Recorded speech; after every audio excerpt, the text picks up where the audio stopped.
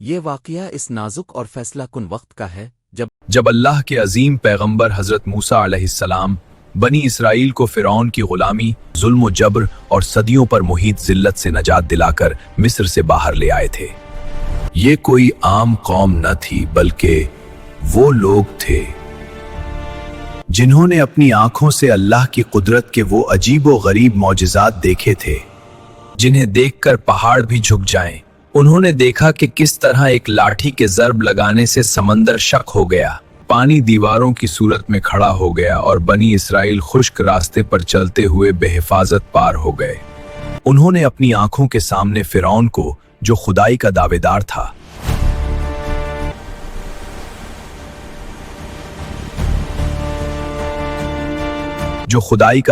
تھا، اپنے پورے لشکر سمیت غرق ہوتے دیکھا۔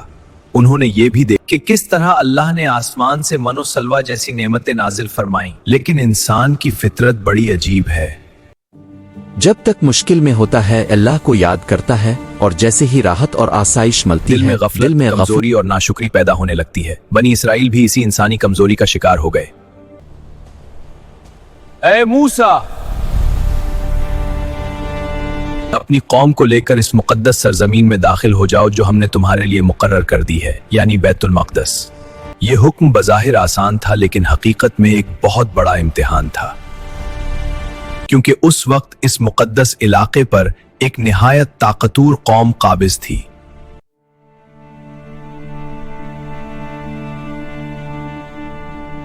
روایات میں آتا ہے کہ یہ لوگ جسمانی اعتبار سے غیر معمولی طاقت رکھتے تھے۔ ان کے قد لمبے، بدن سخت، چہرے رعبدار اور قوت رہتے تھے۔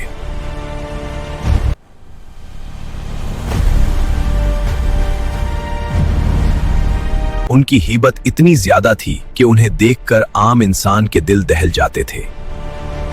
حضرت موسیٰ علیہ السلام جانتے تھے کہ اس مرحلے پر براہ راست قوم کو لے جانا خطرناک ہو سکتا ہے، اس لیے انہوں نے حکمت عملی کے تحت اپنی قوم کے 12 سردار منتخب کیے اور انہیں جاسوسی کے لیے روانہ کیا۔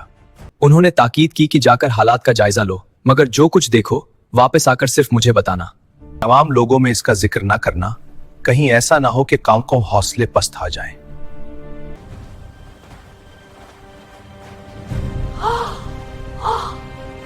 انہوں نے دیکھا کہ وہاں کے رہنے والے انسان کم اور دیو ہیکل مخلوق زیادہ لگتے ہیں۔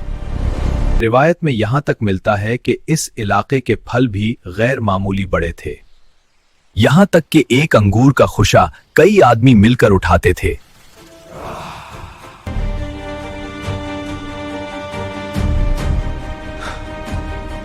انہیں محسوس ہونے لگا کہ ہم تو ان کے مقابلے میں چیونٹیوں سے بھی کم ہیں۔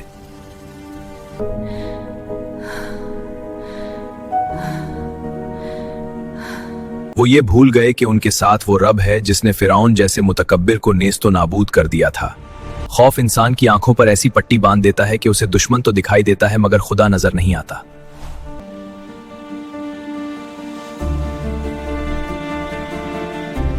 اور انہوں نے پوری قوم میں یہ بات پھیلا دی کہ وہاں ایسے خوفناک لوگ آباد ہیں جن سے لڑنا موت کو دعوت دینے کے برابر ہے۔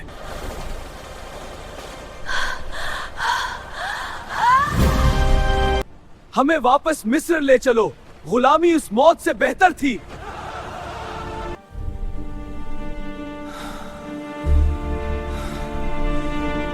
آج اسی قوم کی زبان سے یہ الفاظ سن رہا تھا۔ اس نازک موقع پر صرف 2 افراد ایسے تھے جن کا ایمان ڈگمگایا نہیں تھا، ایک حضرت یوشع بن نون علیہ السلام اور دوسرے کالب بن یوفنا۔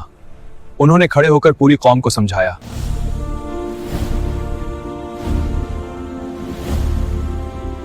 مگر جب دل میں خوف بیٹھ جائے تو نصیحت اثر نہیں کرتی۔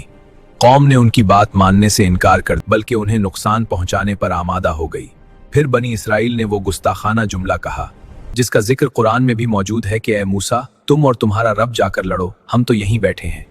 یہ الفاظ اللہ کی نعمتوں کی صریح ناشکری تھے۔ حضرت موسیٰ علیہ السلام سجدے میں گر گئے اور اللہ سے عرض کیا کہ اے میرے رب، میں اپنی اور اپنے بھائی ہارون کے سوا کسی کا اختیار نہیں رکھتا، تو ہمارے اور اس نافرمان قوم کے درمیان فیصلہ فرما دے۔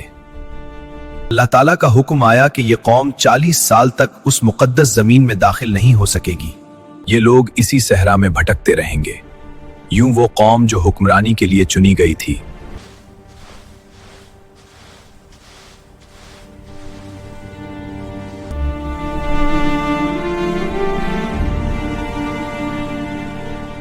इन 40 बरसों में वो तमाम लोग खत्म हो गए जिन्होंने नाफरमानी की थी। एक नई नस्ल परवान चढ़ी जिसने आजादी में आंख।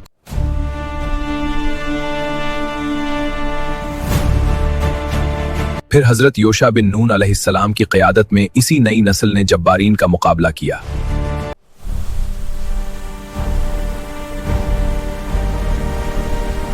ये वाक़या हमें ये सबक देता है कि असल शिकस्त दुश्मन की ताकत से नहीं बल्कि ईमान की कमजोरी से होती है।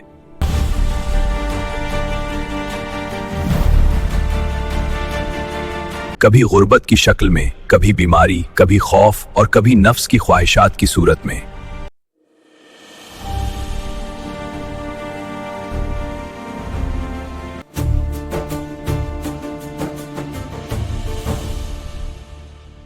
और जो अल्लाह से नहीं डरता वो हर चीज से डरने लगता है।